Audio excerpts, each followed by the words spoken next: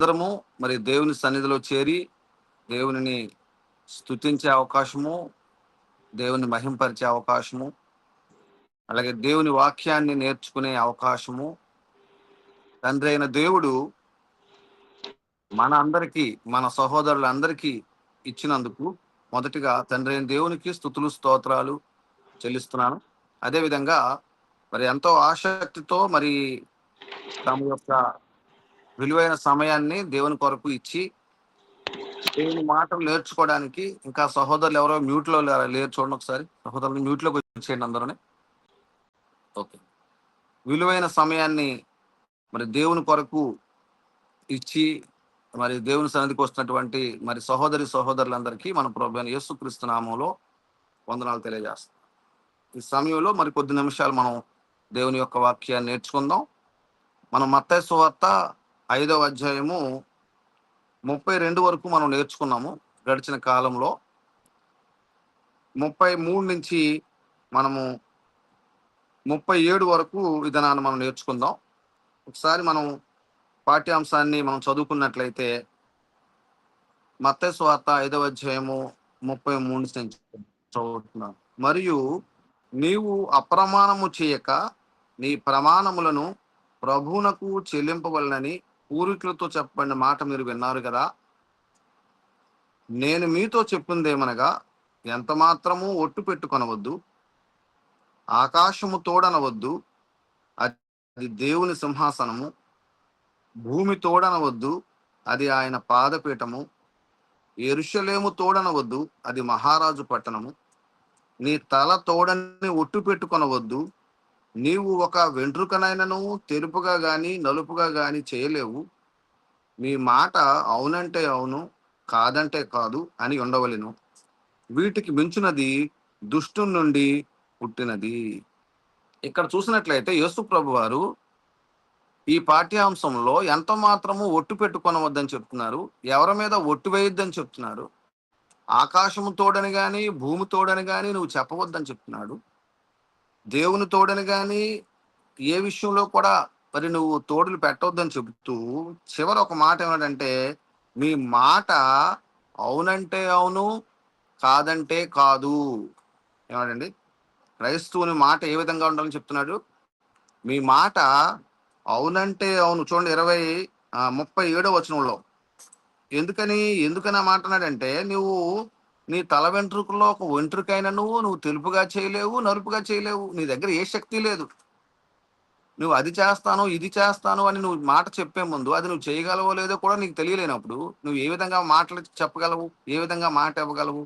కాబట్టి నీవు చెప్పినప్పుడు నీ మాట ఎలా ఉండాలని చెప్తున్నాడు? నీ మాట అవునంటే అవును, కాదంటే కాదు. కాబట్టి ప్రతి క్రైస్తవుడు కూడా మీ మాట విషయంలో జాగ్రత్తగా ఉండమని చెప్పాడు. కాబట్టి ఇక్కడ మనం నేర్చుకునేటువంటి పాఠ్యాంశం, ఈ రోజు మనం నేర్చుకునేటువంటి అంశం పేరేటంటే మీ మాట అవునంటే అవును, కాదంటే కాదు అని ఉండవలెను. ఈ అంశం మీద మనం ఈరోజు పాఠాన్ని నేర్చుకుందాం. అయితే ఇక్కడ యేసుప్రభు వారు మాట్లాడుతూ క్రైస్తవుల కోసము లేకపోతే అక్కడ ఉన్నటువంటి సహోదరుల కోసం మాట్లాడుతూ ఏం చెప్తున్నాడంటే మీ మాట అవునంటే అవును అన్నట్టుగా ఉండాలి. అంటే ఈ మనం గమనించినట్లయితే ఈ లోకంలో క్రైస్తవునికి ఈ సమాజంలో ఎంతో మంచి పేరుంది. ఈ సమాజంలో క్రైస్తవునికి ఎంతో చక్కని విలువ గౌరవాలు ఉన్నాయి. ఈ సమాజంలో క్రైస్తవునికి మంచి పేరు మాత్రమే కాదు, గౌరవం మాత్రమే కాదు, విలువ ఉంది. అయితే క్రైస్తవుడు దాన్ని కాపాడుకోవాలంటే ఏం చేయాలి? మాట మీద నిలబడాలి. క్రైస్తవుడు తన యొక్క గౌరవాన్ని, విలువను కాపాడుకొని సమాజంలో దేవుని సేవ చెయ్యాలంటే క్రైస్తవునికి ఏం కావాలండి? తప్పనిసరిగా మీ మాట అవునంటే అవును, కాదంటే కాదన్నట్టుగా మనం జీవించవలసిన ఆవశ్యకత ఉంది. అంటే ఏం చేయాలని చెప్తున్నాడు ఇక్కడ? క్రైస్తవుడు మొట్టమొదట మాట మీద కట్టుబడి ఉండాలి. మాట మీద నిలబడి ఉండాలి. ఈరోజు మనం నేర్చుకునే అంశంలో ఇది నేను కూడా సమపాలి భాగస్తును, మీరు కూడా సమపాలి అందరం కూడా యేసుప్రభు అందరికీ కూడా చెప్పాడు ఈ విషయం. ప్రతి ఒక్కరు మనందరం కూడా మొట్టమొదటిగా మనం మాట మీద కట్టుబడి ఉండాలి. మాట మీద నిలబడి ఉండాలి. అంటే అర్థం ఏంటి? మాట ఇచ్చి తప్పడం, మాట ఇచ్చి మరలా తప్పిపోవడం, చేయకపోవడం అటువంటివి లేకుండా మాట ఇచ్చామంటే అది ఎంత నష్టం కలిగినా సరే చూడండి, మనం ఒకసారి మాట ఇస్తే ఆ మాట విషయంలో ఎంత నష్టం కలిగినా సరే, ఎంత కష్టం వచ్చినా సరే మనం ఏం చేయకూడదు, ఆ నష్టాన్నైనా భరించాలి, కష్టాన్నైనా భరించాలి, కానీ క్రైస్తవుడు మాట తప్పిపోకూడదు. మన మాట అవునంటే అవును, కాదంటే కాదు. కాబట్టి డబ్బులు పోతే మరలా మనం సంపాదించుకోవచ్చు, లేదంటే భూములు పోతే మరలా మనం సంపాదించుకోవచ్చు, లేదా నగలు అయితే బంగారం పోతే మరలా మనం సంపాదించుకునే అవకాశం ఉంది, లేదంటే ఈ లోకంలో ఏది పోయినా మనం సంపాదించుకోవడానికి అవకాశం ఉంది. కానీ మాట పోతే మాత్రం మనం సంపాదించుకోలేము. ఒకసారి మాట ఇచ్చి తప్పిపోతే అవతల వ్యక్తి వచ్చి నువ్వు పలానా రోజు పలానా మాట నాకు ఇచ్చావు, పలానా విషయం నాకు చెప్పావు, అది నువ్వు జరిగించలేకపోయావు నా విషయంలో అని అడిగినప్పుడు నువ్వు ఆయనకి ఏ సమాధానం కూడా చెప్పలేవు. చాలా మంది మాట ఇస్తా ఉంటారు, నేను అది చేస్తానండి, ఇది చేస్తానండి, అలా చేస్తాను, ఇలా చేస్తానండి, మనం మాట ఇస్తాం. కానీ క్రైస్తవుడు ఎప్పుడూ కూడా మాట ఇవ్వకూడదు. ఎప్పుడైనా సరే చూడండి, కొంతమంది మనల్ని క్రైస్తవుల్ని అంటే మన సహోదరులు మనల్ని కొన్ని వివాహాలకని, కొన్ని కార్యక్రమాలకని, కొన్ని యొక్క సంతోష కార్యక్రమాలకి మనల్ని ఆహ్వానిస్తూ ఉంటారు. మనం ఏం చేస్తాం, వెంటనే మాట ఇచ్చేస్తాం. ఓకే బ్రదర్, తప్పనిసరిగా వచ్చేస్తాం అనేసి మాట చెప్పేస్తాం. కానీ ఆ సమయానికి మనం ఏదో ఒక అర్జెంట్ పని తగులుతుంది, ఏదో పని తగులుతుంది, మనం వెళ్ళలేకపోతాం. అంటే ఏం చేస్తాం మనం అక్కడ? మాట ఇచ్చి నెరవేర్చలేకపోయాము. సరే, కొంతమంది అమ్మ మా మీ మీ అబ్బాయికి మా అమ్మాయిని వివాహం చేస్తానమ్మా అని మాట ఇచ్చేస్తారు. కొంతమంది ఏం చేస్తారంటే పలానా టైంకి పలానా భూమి నీకు రాసి ఇచ్చేస్తానమ్మా అని మాట ఇచ్చేస్తారు. రకరకాలైనటువంటి మాటలు మనం చెప్పేస్తాం, కానీ వాళ్ళు ఏం చేసే సమయం నెరవేర్చరు. కాబట్టి ఎప్పుడైనా సరే మాట ఇచ్చేటప్పుడు ఒక విషయం గమనించాలి. ఏం చేయాలంటే, ప్రభు చిత్తం అయితే మీ ఇంటికి వస్తానమ్మా, దేవుని చిత్తం అయితే ఈ పని చేస్తానమ్మా, దేవుడు నన్ను పంపిస్తే సమయానికి తప్పనిసరిగా మీ ఇంటికి వస్తానమ్మా అని ఈ మాటలు మనం ఉపయోగించాలి. ఏ మాట చెప్పాలండి? ప్రభు చిత్తం అయితే చేస్తానమ్మా, లేదా దేవుని చిత్తం అయితే వస్తానమ్మా అని మన మాటని మనం ఎప్పుడు కూడా చాలా జాగ్రత్తగా మనం ఉపయోగించుకోవాలి అని చెప్తుంది. కాబట్టి ప్రతి విషయంలో కూడా క్రైస్తవుడు జాగ్రత్త కలిగి ఉండవలసినటువంటి ఆవశ్యకత ఉంది. కొంతమంది ఏం చేస్తారు,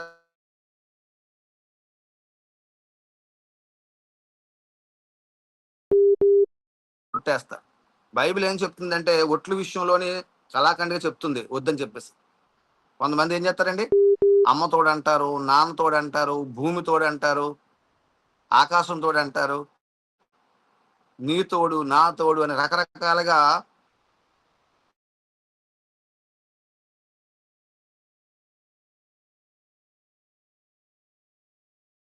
అంటాడు. నేను మిట్ట మధ్యాహ్నం ఎండలో నిలబడి చెప్తున్నానండి, నేను చెప్పిన మాట నిజం, ఇంకా మీకు జరిగిపోద్ది గ్యారంటీగా అన్నాడు. కానీ మాటల గురించి నేను చెప్తున్నానంటే, నేను మాట విషయంలోని క్రైస్తవుడు జాగ్రత్తగా ఉండాలి. మాట ఇచ్చి తప్పకూడదు. కొంతమంది సహాయం కోరి మన దగ్గరికి వస్తారు. ఎప్పుడైనా సరే సహాయం కోరి వచ్చినప్పుడు మనము ఏం చేయాలంటే, నిజంగా మన దగ్గర ఉంటే సహాయం చేయొచ్చు, లేకపోతే వెంటనే ఏం చేయాలి మనం? నా దగ్గర లేవు సార్, నేను ఈ సహాయం చేయలేనండి అని మనం వెంటనే చెప్పేయాలి అక్కడ. అంతేగాని వచ్చి సహాయం కోరి వచ్చినటువంటి, లేకపోతే అప్పు కోసం మన ఇంటికి ఎవరైనా వచ్చారనుకోండి, లేకపోతే ఏ సహాయం కోరి వస్తారు మన దగ్గరికి, వాళ్ళ దగ్గరికి మనం వెంటనే వాళ్ళకి చెప్పేయాలి. ఏమని? అవి నా దగ్గర లేవు, లేదా ఎవరైనా సహాయం ఉండి సహాయం చేయాలి తప్ప, మనం ఇస్తాం ఇస్తాం ఇస్తాం అని చెప్పి మాట ఇచ్చి తప్పడం, మాట ఇచ్చి తప్పడం చేస్తే మన మీద ఉండేటువంటి నమ్మకం ఏమవుతుందండి? వాళ్ళు కోల్పోతారు. కాబట్టి క్రైస్తవుడు మంచి నమ్మకస్తుడిగా ఉండాలి. క్రైస్తవుడు మాట విషయంలో జాగ్రత్తగా ఉండాలి. సహాయం చేయలేకపోతే చేయలేకపోయినా పర్వాలేదు, కానీ మనం ఏం చేయాలండి? నేను చేయలేను బాబు, నాకు అవ్వదు బాబు అని చెప్పేయాలి వెంటనే. అంతేగాని మనం వెనకాల మనం తిప్పుకోకూడదు. కాబట్టి ఈ విషయంలో కూడా క్రైస్తవుడు జాగ్రత్త కలిగి ఉండాలి అని తెలియజేస్తున్నారు. అలాగే క్రైస్తవుడు మోమాటం లేనివాడై ఉండాలి. ఎందుకు చెప్తుందంటే, ముందు ఇంట్రడక్షన్ చెప్పి మనం పాఠ్యాంశం వెళ్ళలేదు. ఎందుకు చెప్తానంటే ముందు ఈ విషయాలు తర్వాత మనకి పాఠ్యాంశం పూర్తిగా అర్థమవుతుంది. కాబట్టి క్రైస్తవుడు ఏముండకూడదంటే క్రైస్తవునిలోని మొహమాటం ఉండకూడదు. మొహమాటం ఎప్పుడైతే ఉందో మనము ఏది ఏ పని చేయలేం, ముందుకెళ్ళలేం. ఎస్ అన్న చోట ఎస్ అంటే అవును అన్న చోట అవును చెప్పాలి, లేదన్న చోట లేదు చెప్పేయాలి. ఎప్పుడైతే అలా చెప్పేశాడో అతనికి ఏ సమస్యలు కూడా రావు. ఎప్పుడైతే మనం మొగమాటానికి వెళ్ళేమో, మనము ఇది చేస్తాం అది చేస్తాం అని చెప్పేమో అది చేయలేకపోయాం అనుకోండి, అంటే ఏంటి, క్రైస్తవుడు డంబము కబుర్లు చెప్పకూడదు. ఇది చేస్తాం అది చేస్తాము అలా చేస్తాం అలా చెప్పాము తర్వాత చేయలేకపోయాం అనుకోండి, మనం ఏమవుతాం, క్రైస్తవునికన్నా మంచి పేరు మనకి పోయే అవకాశం ఉంది. కాబట్టి క్రైస్తవుడు డంబం కబుర్లు చెప్పకూడదు, మొగమాటం లేని వాడై ఉండాలి. ఎందుకంటే కొంతమంది మనల్ని ఎవరైనా సరే ఆహ్వానించినప్పుడు మనం చెప్తాం కదా, వస్తామండి, రాలేమండి, చూద్దామండి, చేస్తామండి అలా చెప్పకూడదు. ఏదైనా సరే ఉన్నప్పుడు ఏం చేయాలండి, మేము రాలేము సార్ బ్రదర్, నాకు పని ఉందండి అని చెప్పేసుకో. అలా ఆ విధంగా మనం చెప్పేసుకుంటే ఏ సమస్య కూడా మనకి ఉండదు. అదే విధంగా క్రైస్తవుడు రెండు పడవల మీద కాలు వేయకూడదు. ఏం చేయకూడదండి, రెండు రెండు పడవలు పడవలు. అంటే ఏంటి, ఒకటేమో లోకం, ఒకటేమో క్రైస్తవ్యం. క్రైస్తవంలో ఉన్నప్పుడు క్రైస్తవంలోనే ఉండాలి. మళ్ళీ లోకంలో కాలేసాం అనుకోండి, ఏమవుతుంది, రెండు పడవల మీద కాలేస్తే ఒక పడవ ఒక పక్క వెళ్ళిపోద్ది, ఒక పడవ ఇంకో పక్క వెళ్ళిపోద్ది. మధ్యలో క్రైస్తవుడు పడిపోయే అవకాశం ఉంది. కాబట్టి రెండు పడవల మీద కాలేసి నేను ప్రయాణం చేస్తానంటే క్రైస్తవుడు ప్రయాణం చేయలేడు. కాబట్టి క్రైస్తవుడు మాట అవునంటే అవును, కాదంటే కాదంటగా ఉండాలి తప్ప, అవును కాదు అన్నట్టుగా ఉంటే అతను ప్రయాణం ముందుకి చేయలేడు. కాబట్టి ఇంతవరకు నేను చెప్పినటువంటి విషయాల్లో మనం ఒకసారి ఆలోచన చేసినట్లయితే, క్రైస్తవుడు మాట మీద నిలబడి ఉండాలి, మాట మీద కట్టుబడి ఉండాలి. రెండోది, క్రైస్తవులు అయిన మనము మాట ఇస్తే తప్పనిసరిగా అది నెరవేర్చే వారమై ఉండాలి. దానికి మనకు నష్టం కలిగినా, మనకు కష్టం వచ్చినా, ఇబ్బంది కలిగినా సరే మాట ఇచ్చాం కాబట్టి మాటను మనం నెరవేర్చాలి. మూడోది ఏం చెప్పానంటే, డబ్బులు అయినా సంపాదించుకోవచ్చు, బంగారమైనా సంపాదించుకోవచ్చు, ఆస్తులైనా మనం సంపాదించుకోవచ్చు, కానీ మాట కానీ ఇచ్చి నెరవేర్చలేకపోతే మాత్రం మనం నష్టపోయే అవకాశం ఉంది.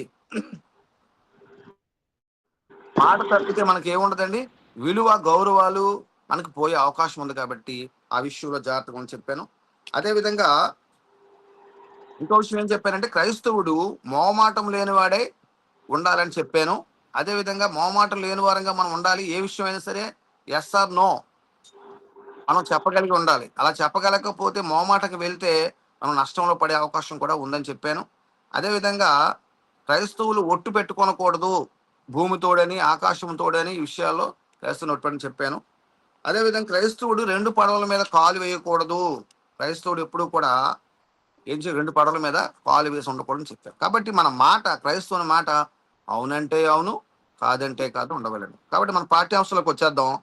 పాఠ్యాంశం ప్రకారం ఈ మనం నేర్చుకునే విషయాలు ఏంటంటే, బైబిల్లోంచి మనం చూసినట్లయితే ఇలాగూ మాట తప్పిన వారు, దేవునికి మాట ఇచ్చి మాట తప్పిన వారు, అలాగే మనుషులకు మాట ఇచ్చి మాట తప్పిన వారు చాలా మంది మనకి బైబిల్లో మనకి కనిపిస్తారు. ఆ విధంగా వారు చేయడం వల్ల వారు అనేక నష్టాలకు గురైనట్టుగా మనం బైబిల్లో మనం చూడగలం. కాబట్టి దేవుని విషయంలో మేము చేస్తామండి, మేము ముందుకు వెళ్తామండి అని చెప్పి అనేకులు దేవుని మాట వినకుండా నష్టపోయిన వారిని మనం బైబిల్లో చూడగలం. ఉదాహరణకి మనం బైబిల్లో చూసినట్లయితే మొట్టమొదటిగా మనకి ఎవరు కనిపిస్తారంటే, మనకి ఇశ్రాయేలీయులు కనిపిస్తారు.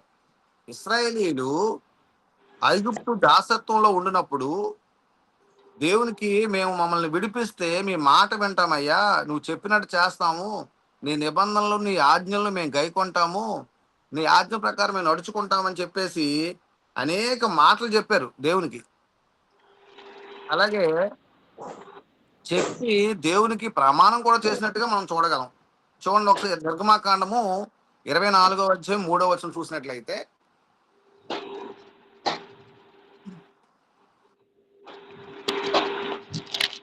నిర్గమాకాండము 24వ అధ్యాయం 3వ వచనంలో ఇక్కడ మోషే వచ్చి యెహోవా మాటలన్నిటినీ విధులన్నిటినీ ప్రజలతో వివరించి చెప్పాను. చూడండి, ఇక్కడ దాసత్వంలో నుంచి బయటకు వచ్చేసారు. బయటకు వచ్చి విడిపించిన తర్వాత మోషే వచ్చి వారికి కొన్ని ఆజ్ఞలు చెప్తున్నాడు, కొన్ని విధులు చెప్తున్నాడు ఎలా జీవించాలో. చూడండి, మోషే వచ్చి యెహోవా మాటలన్నిటిని, విధులన్నిటిని ప్రజలతో గురించి చెప్పాను. ప్రజలందరూ యెహోవా చెప్పిన మాటలన్నిటి ప్రకారము చేసేదమని ఏక శబ్దంతో ఉత్తరమిచ్చిరి. చూసారండి, ఏం చెప్పారండి? ఏక శబ్దంతో ఉత్తరం ఇచ్చారు. మేము మీరు చెప్పినట్టే వింటామయ్యా, మీరు చెప్పినట్టే చేస్తామయ్యా, నీ ఆజ్ఞలు మేము గైకొంటాము, నువ్వు చెప్పిన విధుల ప్రకారం మేము నడుచుకుంటాము, మేము మాత్రమే కాదు మా పిల్లలు కూడా, మా బిడ్డలను కూడా ఆ విధంగా నడిపిస్తాము అనేసి ఎన్నో మాటలు చెప్పినటువంటి ఇశ్రాయేలీలు ఏం చేశారంటే, మా మాట అవునంటే అవును, కాదంటే కాదు, మేము అవునని చెప్తున్నాం, మేము చేస్తామని మాట ఇచ్చారు ఇక్కడ. కానీ ఇశ్రాయేలీలు ఏం చేశారండి? వెళ్ళిపో. మోషే నిబంధన పలకల కోసం కొండ మీద, సీనాయి కొండ మీదకి వెళ్ళినప్పుడు మోషే కొండ మీద ఉండగానే ఇశ్రాయేలీయులు ఏం చేశారు? కింద బంగారు దూడను చేయించుకొని ఆ దూడకి వాళ్ళు ఏం చేశారండి? పూజలు చేసినట్లుగా, దూడకి దండం పెట్టినట్లుగా, నొక్కినట్లుగా మనం చూడగలం. కాబట్టి నువ్వే మాకు దేవుడివి, నీతోనే మేము ఉంటాము, నీ మాట మేము తప్పము, నీకు తప్ప మేము ఎవరికి నమస్కారం చేయము అని చెప్పినటువంటి ఇశ్రాయేలీలు ఏం చేశారంటే మాట తప్పిపోయారు. మేము అవునంటే అవును, కాదంటే కాదన్నట్టుగా మేము ఉంటామని చెప్పినటువంటి ఇశ్రాయేలీలు మాట తప్పి ఏం చేశారండి? విగ్రహారాధనకు వెళ్ళినట్టుగా మనం చూస్తాం. కాబట్టి తర్వాత వారిని దేవుడు ఎంతో మరి ఇబ్బందికి వాళ్ళు గురయ్యారు, ఎన్నో నష్టాలకు వారు గురైనట్టుగా మనం చూడగలం. ఇంకా మనం ముందుకు మనం కొనసాగినట్లయితే ప్రవక్త అయినటువంటి మనం యోనాను చూస్తాం. యోనా యోనా మీ అందరికీ తెలిసిన వ్యక్తే. యోనాను మనం చూసినట్లయితే దేవుడు యోనాకు ప్రత్యక్షమయ్యి యోనాని ఒక ప్రవక్తగా ఎంచి యోనాకు ఎంతో విలువిచ్చి, ఎంతో గౌరవం ఇచ్చి, యోనాను అయ్యా నువ్వు పలానా ప్రాంతానికి వెళ్ళి, నినేవే పట్టణానికి వెళ్ళి అక్కడ దేవునికి లోబడిన వాళ్ళని ప్రజలు ఉన్నారు, వారి దేవునికి లోబడమని, లేకపోతే వారి శిక్ష వారి మీదకి వస్తుందని వారికి తెలియజేయమని నినేవేకి యోనాను పంపిస్తే యోనా ఏం చేశాడండి? దేవుని మాట విన్నాడు. అవును వెళ్తాను ప్రభు, ఒకసారి చూద్దాం. యోనాను గ్రంథం ఒకసారి మనం చూసినట్లయితే అక్కడ యోనా మాటలు చూడండి ఎలా ఉన్నాయో. యోనా ప్రవక్త, మంచి ప్రవక్త, తెలివైన వాడు, దేవుడు ఎన్నుకున్నాడంటే చాలా విలువైన వ్యక్తి. చూద్దాం ఒకసారి యోనా గ్రంథం మనం చూసినట్లయితే 1వ అధ్యాయం 1 నుంచి చదువుతున్నాను చూడండి. యెహోవా వాక్కు అమిత్తయి కుమారుడైన యోనాకు ప్రత్యక్షమై ఇలాగు సెలవిచ్చును. నినెవే పట్టణస్థుల దోషము నా దృష్టికి ఘోరమైన గనుక నీవు లేచి, అంటే ఎవరు? నేను, యోనా, నీవు లేచి నినేవే మహాపట్నంకు పోయి దానికి దుర్గతి కలుగునని ప్రకటింపుము.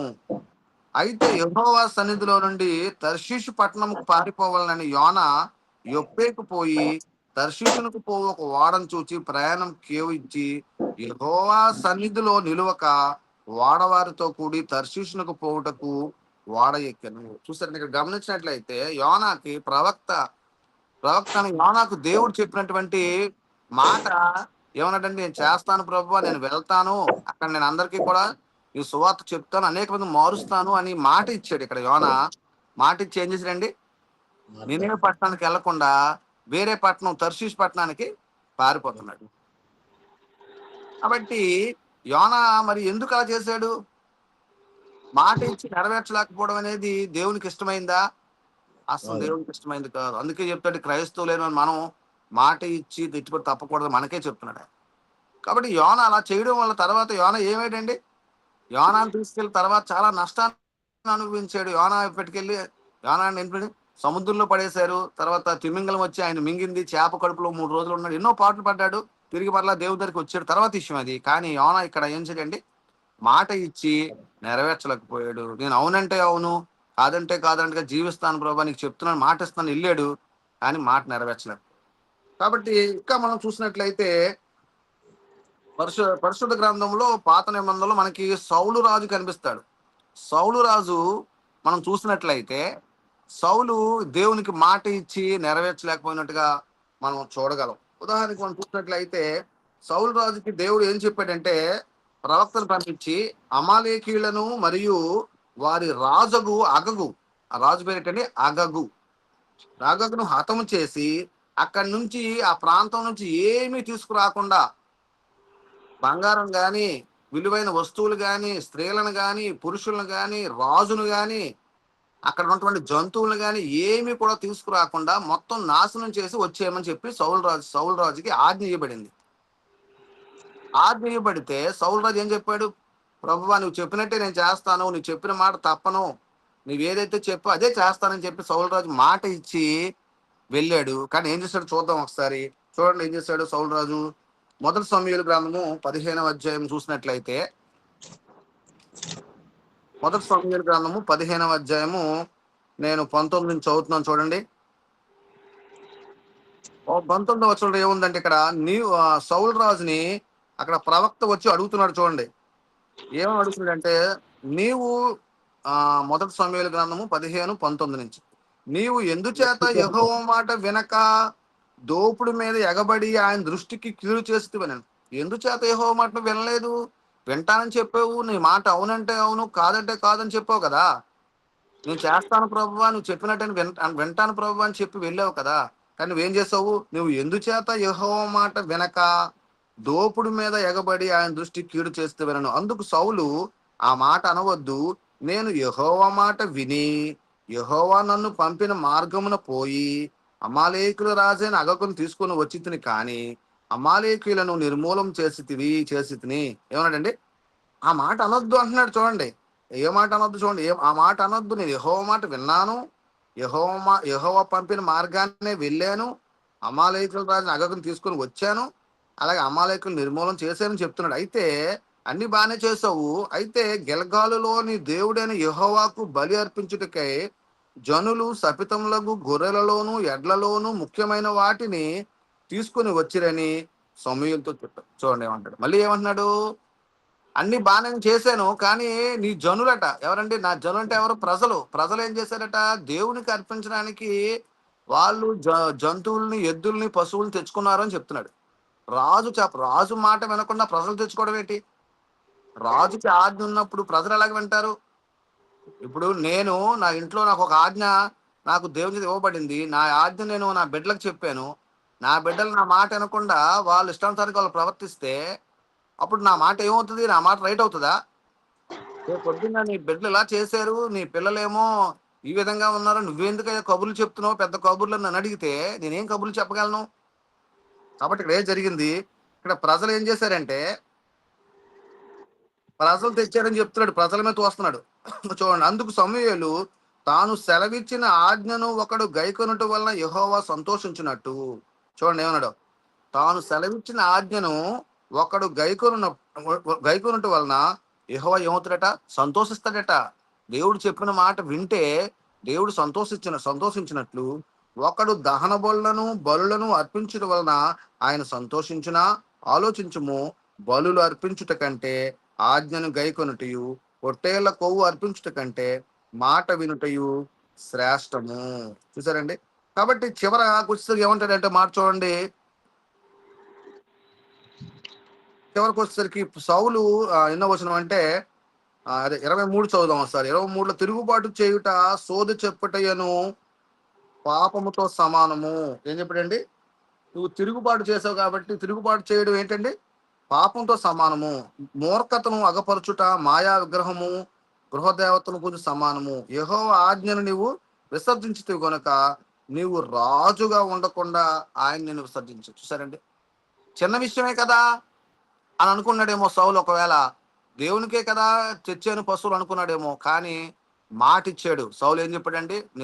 నేను చేస్తాను ప్రభువా, నా మాట అవునంటే అవును, నువ్వు చెప్పిన ప్రకారం నేను చేస్తానని మాట ఇచ్చి ఇక్కడ మాట తప్పాడు సౌలు. కాబట్టి ఏమైందండి? రాజుగా తన పదవిని కోల్పోయినట్టుగా మనం చూస్తాం. కాబట్టి మనము ఈ పాఠ్యాంశాలను బట్టి మనం ఏం చేయాలని బహు జాగ్రత్తగా మనం కలిగి ఉండవలసిన ఆవశ్యకత మనకి కనిపిస్తుంది. ఇంకా మనం చూసినట్లయితే కొత్త నిబంధనలో మన సమయాన్ని బట్టి మనం కొత్త నిబంధనలకు వచ్చేద్దాం. కొత్త నిబంధనలో మనం చూసినట్లయితే అననీయ సప్పీరాలు కనిపిస్తుంది. అననీయ సప్పీరాల గురించి మీకు తెలిసిన విషయమే. అయినప్పటికీ వీళ్ళు ఏం చెప్పారు? దేవుని దగ్గరికి వచ్చి, దేవుని సన్నిధికి వచ్చి, ఇదిగో ప్రభువా, మాకున్న ఆస్తి అంతటిని అమ్మి మీ సన్నిధికి ఇస్తాము, మా ఆస్తి అంతటిని కూడా మీ సన్నిధికి ఇచ్చి అనేకులకు ఉపయోగపడేలాగా దాన్ని ఖర్చు పెట్టమని వారు చెప్పినట్లుగా మనం చూస్తాము.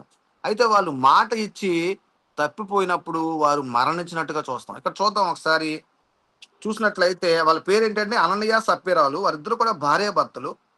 వారు వారికున్నటువంటి వారిని అమ్మి ఇమ్మమని ఎవరు కూడా అక్కడ కోరలేదు. వారికి వారే ముందుకొచ్చి మేము అమ్మిస్తామని వాళ్ళు మాటిచ్చారు. ఒకసారి చూద్దాము అపోస్తల కార్యములు వారి గురించి మనం చూసినట్లయితే అపోస్తల కార్యములు 5వ అధ్యాయం మనం చూద్దాము. 5వ అధ్యాయము 1 నుంచి మనం చూస్తే అననీయ అని ఒక మనుష్యుడు తన భార్య అయిన సప్పీరాతో ఏకమై పొలం అమ్మెను. అతను తన భార్యతో కలిసి ఒక పొలాన్ని అమ్ముకున్నాడు. భార్య ఎరుకనే వాడు దాని వెలలో కొంత దాచుకొని చూసారండి.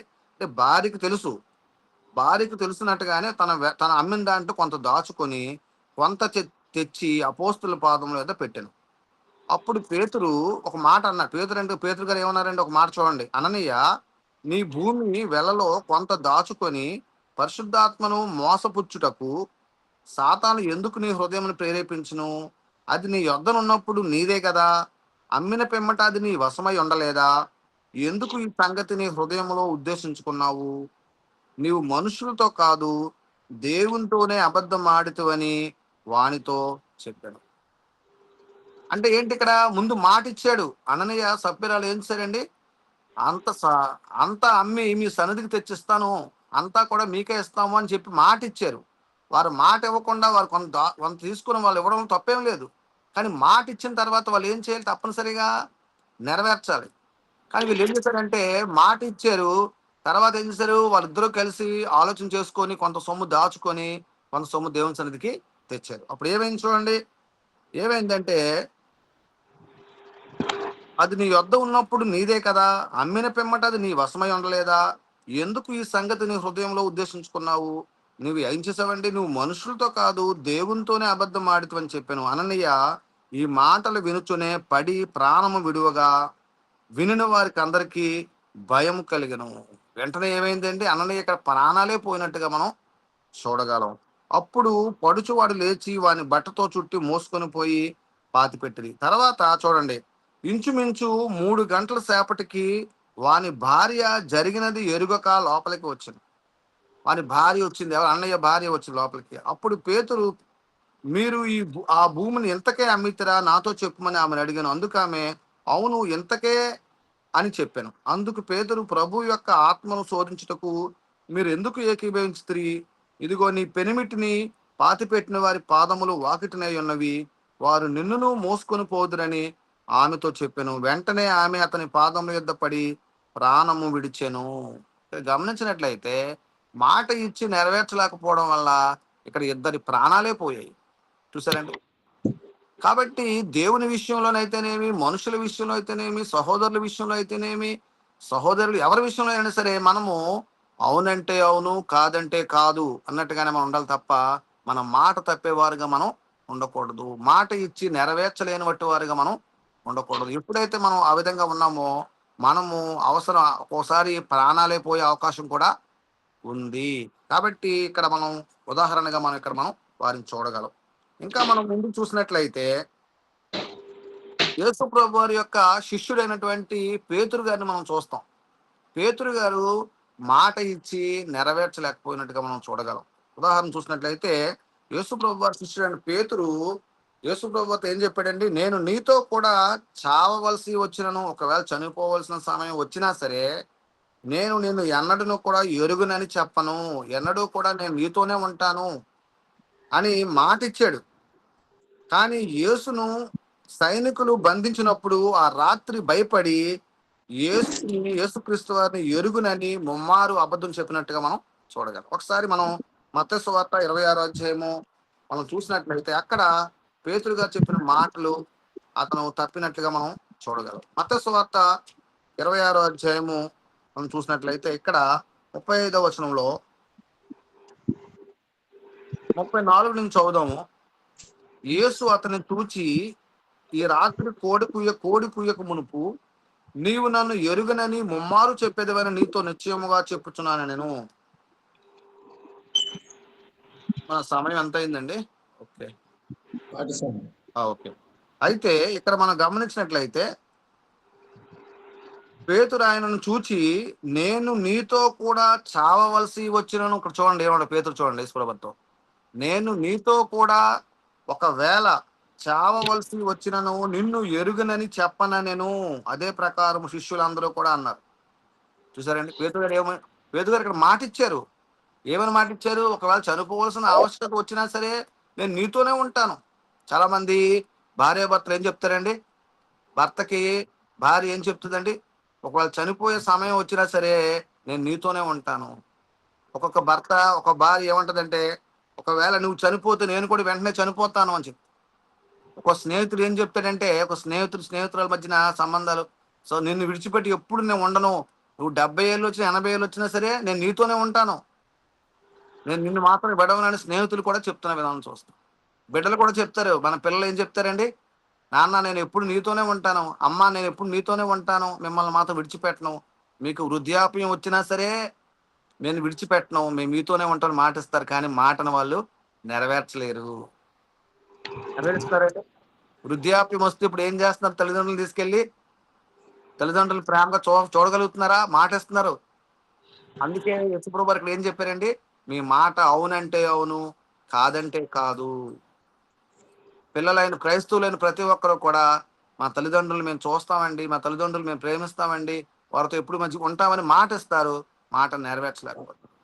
భార్యాభర్తలు భార్యాభర్తలు అయిన వారు మాట ఇస్తున్నారు, జీవితాంతం మేము మీతో తోడుగా ఉంటామని, మధ్యలో వారి మాటను వాళ్ళు నెరవేర్చలేకపోతున్నారు. కాబట్టి ఈ విషయాలు బట్టి ఇక్కడ యేసు ప్రభు వారు మనకి ఈ ఉదాహరణలు తెలియజేసినట్టుగా మనం చూడాలి. కాబట్టి ఇక్కడ పేతురు గారిని మనం చూసినట్లయితే యేసు ప్రభు వారితో చనిపోయే వరకు, చనిపోతే నేను కూడా చనిపోతాను అని మాట ఇచ్చాడు.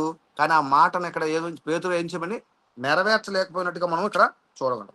కాబట్టి ఇక్కడ ఈ విషయాన్ని బట్టి మత్తయి సువార్త 26, 74, 75 వచ్చిన చదువుకుందాం ఒకసారి. పేతురు గారు ఇచ్చిన మాటకి చూసినట్లయితే 74, 75 వచనాల్లో, అందుకు అతడు ఆ మనుష్యును నేను ఎరుగునని చెప్పి శపించుకొనుటకును ఒట్టు పెట్టుకున్నటకును మొదలు పెట్టును.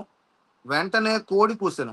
కనుక కోడి కూయక మునుపు నీవు నన్ను ఎరుగునని ముమ్మారు చెప్పేదవని యేసు తనతో అనిన మాట పేతురు జ్ఞాపకం తెచ్చుకొని వెలుపలికి పోయి సంతాపపడి ఏడ్చెను. చాలా మంది మాట ఇచ్చేసి నెరవేర్చలేకపోయి, అవునంటే అవునండి, నా మాట కాదంటే కాదని చెప్పేసి, ఆ తర్వాత ఆ మాట నెరవేర్చలేకపోయినప్పుడు వారు ఎంతో బాధపడతారండి, ఎంతో సంతాపడతారు, ఎంతో వేదన చెందుతారు, తన పరువు పోయినట్టుగా కూడా ఫీల్ అవుతారు. చాలా మంది ఏమవుతారండి? పరువు పోయింది అని చెప్పి ఫీల్ అవుతారు. కాబట్టి ముందే యేసుప్రభువు ఏం చెప్పారంటే, మీ మాట విషయంలో మీరు జాగ్రత్త కలిగి ఉండండి అని మనకు తెలిసినట్టుగా చూడడం. ఉదాహరణకి కొన్ని రెండు ఉదాహరణలు చెప్తాను, మన సమయం అవుతుంది కాబట్టి. ఉదాహరణకి మనం క్రైస్తవులు ఖచ్చితత్వాన్ని మనం కలిగి ఉండాలి. క్రైస్తవులు ఏం కలిగి ఉండాలండి? ఖచ్చితత్వం కలిగి ఉండాలి. ఎందుకంటే మనం ఉదాహరణకి దానియేలు మనం చూసినట్లయితే, దానియేలు జీవితంలో దానియేలుకి రాజులు తినే ఆహారాన్ని అతనికి వచ్చింది. ఏమొచ్చిందండి? దానియేలు సామాన్య మానవుడు. కానీ దానియేలుకి రాజులు తినే ఆహారం ఆయనకు వచ్చింది. రాజుల ఆహారం అంటే మామూలు ఆహారం. కానీ అక్కడ దానియేలు ఏం చెప్పాడండి? నాకు ఆహారం వద్దని చెప్పాడు. రాజులు తినే ఆహారం నాకు వద్దు, శాకాహార భోజనం మామూలు ఆహారం నాకు పెట్టండి చాలు, నేను ఆ మీకు కావాల్సినట్టుగా నేను సిద్ధపరచబడతానని చెప్పేసి అక్కడ చెప్పినట్టుగా మనం చూస్తాం. అయితే ఈ వచనాలు మీకు రాసుకోండి, తర్వాత మేము చదువుకుందాం, సమయం లేదు కాబట్టి. దానియేలు గ్రంథము 1వ అధ్యాయము 3-5 వచనాలు మనం చూస్తే,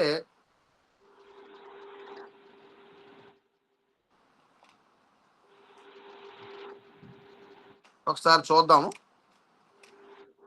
దానియేలు గ్రంథము 1వ అధ్యాయము 3 నుంచి చదివినట్లయితే, రాజు అస్పెనజు అను తన నపుంసకుల అధిపతిని పిలిపించి అతనికి ఎలాగో ఆజ్ఞాపించును, ఇశ్రాయేలుల రాజవంశములో ముఖ్యులై లోపము లేని సౌందర్యమును సకల విద్యా ప్రావీణ్యత జ్ఞానము కలిగి తత్వజ్ఞానం తెలిసిన వారే రాజనగరం నందు విలువ కలిగిన కొందరు బాలును రప్పించి కల్దీయుల విద్యను భాషను నేర్పించుము. మరియు రాజు తాను భుజించు ఆహారములో నుండి, తాను పానము చేయు ద్రాక్షారసంలో నుండి అనుదిన భాగము వారికి నియమించి 3 సంవత్సరములు వారిని పోషించి పిమ్మట వారిని తన ఎదుట నిలవబెట్టినట్లు ఆజ్ఞ ఇచ్చాను. ఇక్కడ మనం చూసినట్లయితే రాజు తినే ఆహారాన్ని, రాజు తినేటువంటి తాగేటువంటి ద్రాక్షరసమును, అటువంటి ఆహారం వచ్చినప్పుడు దానియేలు ఏం చెప్పాడండి? నాకు ఆహారం వద్దని నో చెప్పాడు. కొన్ని విషయాలు మీకు ముందు చెప్పాను కదా, క్రైస్తవుడు కొన్ని విషయాల్లో నో అంటే నో చెప్పాలి, అవునంటే అవును చెప్పాలి, ఎస్ అంటే ఎస్ చెప్పాలి. ఆ విధమైన క్రైస్తవుడు ఉండవలసిన బాధ్యత మనకి కనిపిస్తుంది. కాబట్టి దానియేలు అలాగ చెప్పాడు. తర్వాత దానియేలు తన యొక్క సౌందర్యాన్ని నిరూపించుకొని గొప్పవాడైనట్టుగా మనం చూడగలం. అలాగే షడ్రకు, మెషకు, అబేద్నెగోలు కూడా రాజు పెట్టినటువంటి విగ్రహానికి దండం పెట్టమని లేకపోతే నమస్కారం చేయమని కోరినప్పుడు వాళ్ళు ఏం చెప్పారండి? వాళ్ళు నో చెప్పినట్టుగా మనం చూస్తాం. మేము ఆ నమస్కారం పెట్టమండి అని చెప్పాడు. ఒకసారి ఆ వచనాన్ని కూడా మనం చదువుకొని ముందుకు కొనసాగుదాం. చూసినట్లయితే దానియేలు గ్రంథం 3వ అధ్యాయము 10 నుంచి మనం చూసినట్లయితే,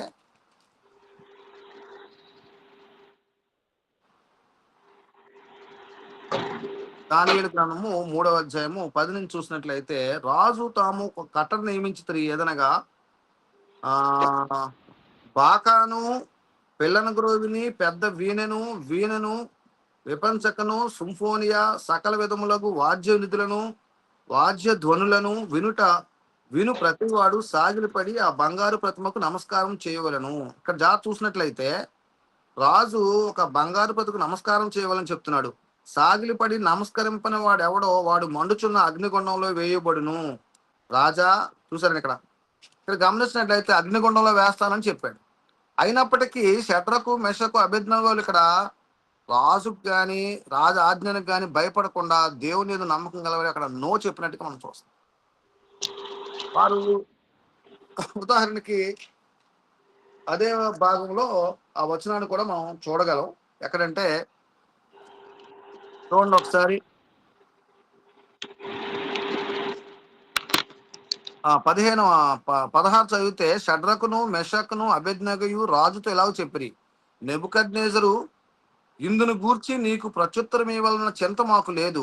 మేము సేవించున్న దేవుడు మండుచున్న వేడుము గల ఈ అగ్నిగుండంలో నుండి మమ్మను తప్పించి రక్షించుటకు సమర్థుడు.